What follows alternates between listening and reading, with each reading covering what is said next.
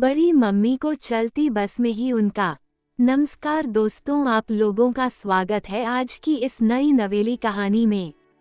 अगर आज की कहानी आप लोग पूरी लास्ट तक सुन लेते हैं तो आप अपने हाथ से एक्सरसाइज करने लग जाएंगे।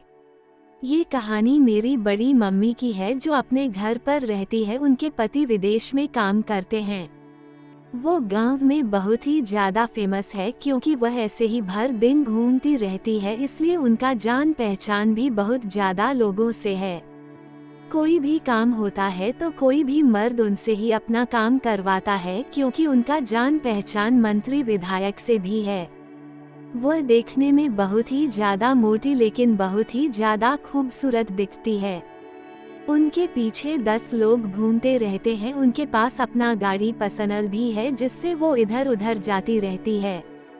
मैं उनके साथ रहने के लिए कई दिन से सोच रहा था, लेकिन मेरी पढ़ाई के चलते वह अपने साथ मुझे नहीं रखती थी।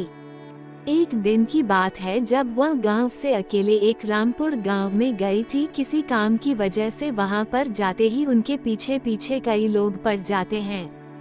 मैंने एक ऐसे उनके साथ चाचा जी को देखा कि वह भी उनके पीछे पड़े हुए थे और उनको बहुत ज्यादा बार बार देख रहे थे। मैं ये सब कई दिनों से नोटिस कर रहा था क्योंकि वह रात में भी मेरे घर पर आते जाते रहते थे। मैं सोच रहा था कि रात को इनका कौन सा काम मेरे घर पर पड़ गया।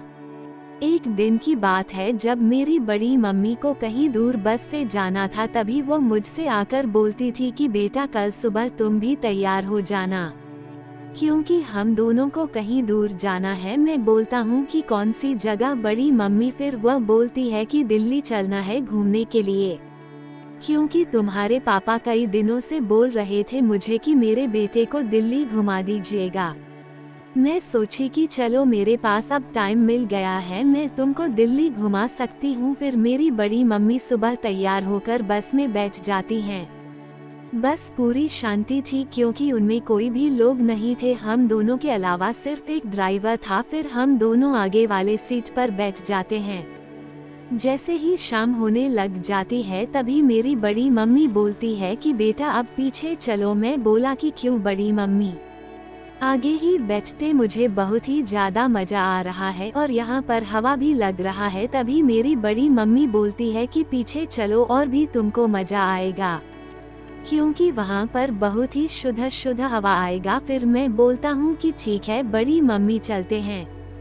फिर पीछे जाते ही मेरी बड़ी मम्मी कुछ अलग तरह की हरकत करने लग जाती है। मैं हैरत में पड़ जाता हूँ कि यह मेरे साथ क्या कर रही है।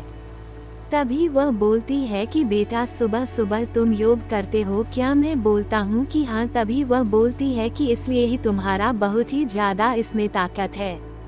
मैं बोलता हूँ कि हम बड़ी मम्मी, क्योंकि योगा करने से शरीर को बहुत ही ज्यादा आराम मिलता है और शरीर भी बहुत ही ज्यादा ताकतवर होता है। तभी वह बोलती है कि कभी रात में योग किए हो कि नहीं? मैं बोलता हूँ कि अभी तक तो नहीं किया हूँ। मेरी बड़ी मम्मी बोलती है कि आज तुम कर लोगे। मैं सोच में पड़ गया था कि रात में कौन सी योग होती है। फिर मैं अपनी बड़ी मम्मी से पूछता हूँ कि आप कौन सा योगा करने वाली हो आज रात में? तभी वह बोलती है कि यह योग मेरे साथ तुम करोगे।